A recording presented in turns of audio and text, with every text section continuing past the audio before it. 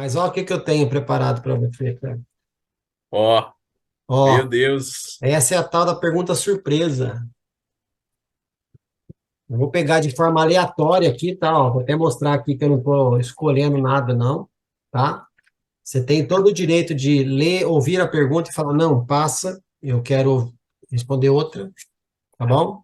Mas eu gosto que às vezes a gente entra em alguns assuntos aqui, isso é uma pergunta parecida no final. Nossa. Ah, eu falo. Vamos lá, Gu. Nona pergunta. Existe um discernimento maduro em relação à volta de Cristo na igreja moderna? Não, mano, encaixou, né? Eu Então, esse falo, cara, eu sorteio isso aqui. Né? É o Rintuminha aqui, filho. É sorteio, entendeu? Acabou. Então, cara, vai depender muito do que a gente vê como igreja, tá? A gente aprendeu a ver igreja, um monte de coisa que não é igreja. Tá Nos na disseram que pergunta, era. tá na pergunta, a igreja moderna. Então, nos ensinaram a ver como igreja um monte de coisa que não é igreja, cara. Eu acho que a igreja em si, ela hoje ela caminha para um lugar, ela está caminhando numa direção, tá? A igreja Uhum. do Senhor Jesus, a noiva de Cristo, cara, ela tem caminhado para esse lugar. Ela tem caminhado com maturidade. Enquanto ela continua trazendo os imaturos para perto. Porque só tem um jeito de você maturar a coisa, mano. É tempo. Tempo também na presença daqueles que são maduros, sabe? Há uma preocupação muito grande minha, cara, com aqueles que chegam na igreja. Talvez seja por isso que eu esteja tão envolvido lá com conexão, sabe? De receber as pessoas, de estar do lado delas. E a minha preocupação maior com isso é o seguinte: elas caminharam por um monte de lugar, que se diziam ser igreja, não era. Que trouxeram um monte de coisa para a vida delas que não era verdade. E elas ouviram um monte de coisa, cara, que sinceramente não foi o Espírito Santo quem falou. E a minha maior preocupação, e quando eu falo preocupação, pelo amor de Deus, tá? Que nem disse o Paulo Borges outro dia, ele disse: você anda perdendo o sono, preocupado com a igreja de Cristo, você está fazendo alguma coisa errada. Porque você está se preocupando com a esposa de outra pessoa, tá? Então vai dormir teu sono. Então, quando eu falo preocupação, não é essa de estar perdendo sono, cara. É o zelo, tá? De, de chamar os imaturos para perto.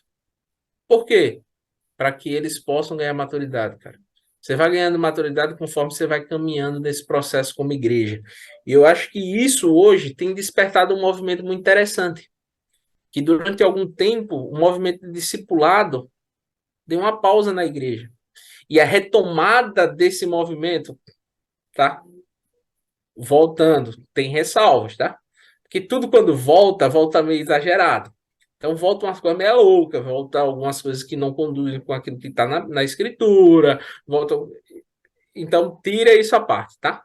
Mas o interessante da coisa é que houve um despertar para isso.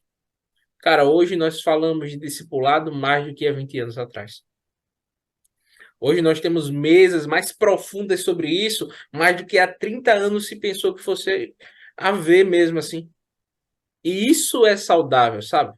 Isso eu consigo enxergar essa luz na igreja moderna, porque nós voltamos a tratar de assuntos centrais, cara. E de assuntos que vão nos levar para esse caminho. Então, eu acho que sim, cara. Eu acho que a igreja moderna, ela é moderna no sentido que ela é atual, tá? E nesse sentido que ela é atual, eu vejo que o Espírito Santo ele não mudou, tá? Então, seja igreja primitiva ou moderna, ele continua falando e ele continua fazendo todas as coisas, cara. E temas que estavam esquecidos vão sendo trazidos à tona. Por quê? Porque é a construção desse Espírito Santo, sabe? De Deus, nesse seu Espírito, trazendo todas as coisas à tona e fazendo com que a igreja caminhe na direção que ele quer. Amém. Mas quando você fala do discipulado, é porque há muito tempo atrás, né, parece que falava para Jesus, Jesus, ó, o seu método não serve. Vamos fazer do nosso jeito, né? E você vê aí quantas pessoas, como você falou, que já passou pela nossa vida, que já teve uma vida dentro da igreja e hoje não quer saber mais de igreja. Porque essa pessoa não teve acompanhamento, essa pessoa não teve realmente quem estivesse do lado dela. Gu, vamos lá. Eu, Fabrício, agora, tá? Não estou aqui para fazer comparações. Estou falando como Fabrício, aquilo que eu creio. Eu nunca criei, ok? Que 3 aulas num domingo prepara a pessoa para um batismo no quarto domingo do mês. Porque, para mim, o batismo, como ato público de fé, como diz a Bíblia, ele é o fim de um processo e o início de outro. E esse processo, até a pessoa falar, olha, publicamente aqui, publicamente, tá? Eu estou morrendo, é porque ela já passou por um processo muito árduo de discipulado, aonde ela foi batizada todo dia pelo seu discipulador. E não batizado na água, mas morrendo para aquelas coisinhas que tiravam o foco dela. Por isso que eu digo, a gente lá no movimento, lá no DNA, nos cultos que nós assistimos, sempre finaliza com Mateus 28, 18 ao 20, beleza? Só que ali Jesus está dizendo, batizando-os. Não é no sentido quantitativo, é no sentido de continuidade. E de fazer discípulos, batizando-os em nome do Pai, do Filho e do Espírito. Só que tem uma versão da Bíblia, Gu, que eu amo, que é a Bíblia hebraica que eu tenho aqui, a Bíblia judaica, desculpa, que eu tenho aqui, e ela fala o seguinte nesse versículo: Ide por todo mundo e fazei talmidins, que é discípulo, imergindo-os na verdade do Pai, do Filho e do Espírito Santo, ensinando todas as coisas que eu vos tenho ensinado. E eis que estou convosco, a gente já sabe. Mas o que eu quero dizer com isso? Esse processo do discipulado, que é importantíssimo, ele também precisa ter essa visão de que essa pessoa que está sendo discipulada, ela precisa ser invergida na verdade do Pai todo o tempo, para um dia ela poder chegar e falar, olha, publicamente dizendo, eu morri. Porque as pessoas colocam hoje o batismo como algo, tipo uma chavinha antes do batismo e depois do batismo, tá? Tem uma frase, Fabrício, de Lutero, que ela é muito interessante, que ele disse assim, eu pensei que o velho homem houvesse morrido nas águas de batismo. Mas ele sabia nada. Aí ele diz, eu descobri, o miserável sabia nadar. É, Ele escapou, e agora eu tenho que matá-lo de novo, todo dia. todos os dias.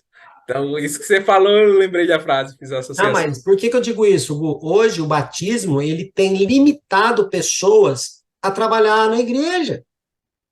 Ó, meu querido, você só pode tocar o louvor se você for batizado. Você só pode fazer tal coisa se você for batizado.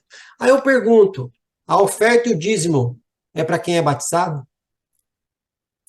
Ah, e você só pode tomar ceia se você for batizado. Mas a oferta e o dízimo ninguém coloca esse impedimento no batismo. Alguma coisa está errada. Porque para mim, ceia é para pecador, não é para santo. Então não é o batismo que determina quem pode estar na mesa. Para Primeira tinha até começar. Judas lá, né? Então, mas para começar, aonde está escrito na Bíblia do batismo dos discípulos que Jesus chamou para estar com ele? André e Filipe, que eram discípulos de João Batista, talvez tenham vindo batizados já. A Bíblia fala que Pedro foi batizado? Não fala. Se ele foi ou não, não fala. Os outros, mas estavam todos na mesa. Então, essa questão do ide, fazer discípulos, batizando-os, para mim, é no sentido do processo. Tá? Aí as pessoas vêm e falam, Fabrício, mas Felipe conversou com o eunuco. E olha que acabou a conversa, o eunuco queria se batizar. Eu falei, você está se comparando com o Felipe, que estava cheinho do Espírito Santo. Cheinho! Cheinho! Você está se comparando com ele. Você está comparando a sua cartilha de 3 aulas com a unção do Espírito Santo que tinha em Filipe. E outra, a Bíblia fala quanto tempo ele caminhou com o eunuco?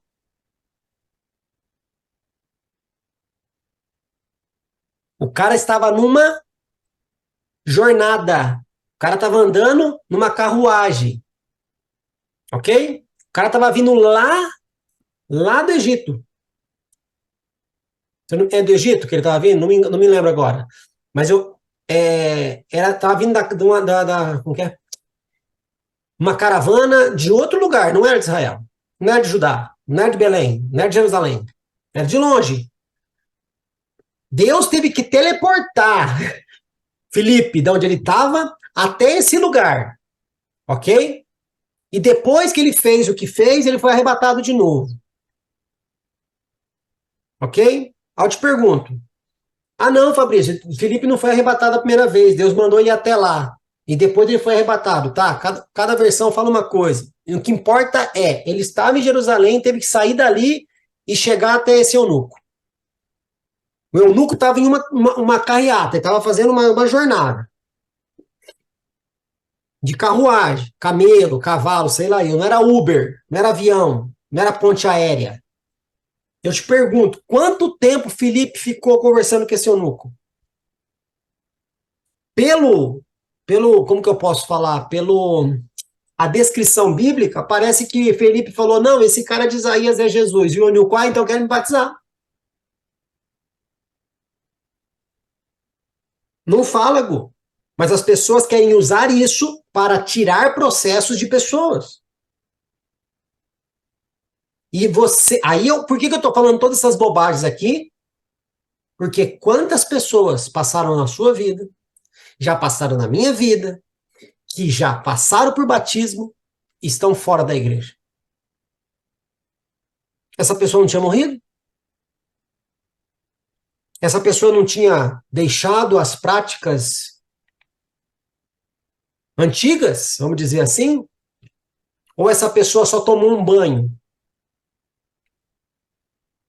Porque a maneira como ela foi discipulada, ou a maneira que ela foi introduzida ao batismo, é totalmente diferente daquilo que Jesus falou. E hoje nós estamos voltando para o discipulado, como você disse, de uma forma muito mais bíblica. Por quê? Porque entendemos que o modelo dele funciona. E o nosso não. É por isso que eu falo. Tem coisas que eu coloco, que eu questiono e falo, eu sou criticado. Mas eu leio a Bíblia. Eu não quero saber. E para mim não adianta falar, não, mas fulano fez 3 aulinhas aí e está pronto para batizar. Aí eu te pergunto, tá, dessas 3 aulinhas, dessas 3 semanas, quando que você foi na casa desse peão saber como é que ele é na vida dele? Quantos minutos de vida na vida você teve com essa pessoa sem ser o tempo da aula para você falar se ele está apto ou não?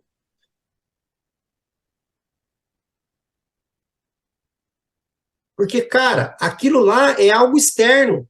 O batismo nas águas é algo externo, é algo público, é algo. Se não tiver acontecido aqui dentro, aquilo lá é banho. E tem pessoas que colocam isso como um algo salvífico. Tem gente que acredita. Cara, a pessoa fala: não, eu vou na igreja, presta atenção. Eu sei que beber é errado.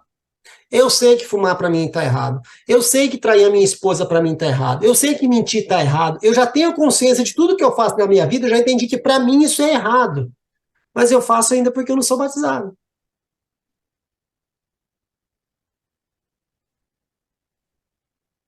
O batismo que vai. O cara já tem a consciência que ele tá fazendo a coisa errada. E o cara tá preso ao fato de que se ele se batizar, aí ele tem responsabilidade com aquilo que ele é errado, que é errado. Se ele não se batizar, ele tá de boa. É isso que a Bíblia diz, Gu? O que eu vejo, mano, é que a gente tem que parar de dar desculpa, sabe? E as pessoas estão procurando um motivo para pecar, para errar, para fazer alguma coisa, esperando a aprovação de alguém, né? Porque se Esperando que der alguém pau, diga, a culpa é do outro. é. Ah, e E foi aí meu líder, fica, foi o líder do Conexão que falou que eu podia fazer tal coisa. Não, senhor, fiota. meu Deus. Cara, eu tô de um nível lá que eu nem respondo mais perguntas curtas, tá? Eu marco o meet com a pessoa, não, vamos conversar aqui, cara. Deixa eu olhar no teu olho, deixa eu entender porque você tem perguntado para que a gente possa lhe acompanhar da maneira correta aí. Mas é porque nós estamos procurando, cara, um jeito de quebrar a lei e mesmo assim permanecer com todos os Isento. benefícios como se ela não tivesse sido quebrada, É isso sabe? mesmo. Nós queremos o benefício da coisa, cara. Mas o evangelho, ele, ele é gracioso, cara. Mas ao mesmo tempo ele é violento. Sabe algo que é doloroso e prazeroso ao mesmo tempo? Cara, não pense que, cara, o Gu tá falando lá, é lindo esse evangelho. É, cara, é um evangelho de renúncia, tá? Que começou a ser descrito como algo que foi escrito com sangue derramado de Cristo. Então, ele tem essa dose, sabe? De prazer e de dor. De algo muito belo, mas algo que também, cara, nos coloca em uma situação complicada, porque, na verdade, nós queremos, cara, viver os nossos amores, os nossos prazeres, as nossas coisas, sabe? Mas nós renunciamos porque nós encontramos esse algo mais valioso, sabe? Eu sempre digo, esse é exemplo do que Jesus deu, do homem que encontrou um tesouro e de repente entendeu que as outras coisas não tinham sentido, ele vende tudo. Eu acho que é o melhor exemplo que a gente pode dar, sabe? Se a gente for falar de batismo, se a gente for falar de qualquer coisa, peraí. Você descobriu o tesouro? Ah, você descobriu o valor verdadeiro, cara. Porque aí a gente para de perguntar, não, ô, irmão, me diz uma coisa, cara. Até que ponto eu posso ir para não sair dessa linha aqui? Não, peraí. Foi precioso o que você encontrou, então você não vai querer nem ir na linha, cara. Você É, vai querer tá distância, longe, cara. é. Você vai querer estar longe, porque É, você descobriu que aquilo tem um maior valor, sabe? sim. Às vezes falta isso, mano. Falta isso, sabe? A gente encontrar esse tesouro precioso de verdade, assim. Amém. Guardar ele no nosso coração e não sair mais desse lugar. Amigo, muito bom. Acabou agora aí as suas 9 perguntas. Parabéns, Ou, passou, mas ainda tem um desafio para você. Você topa? bora, vamos lá.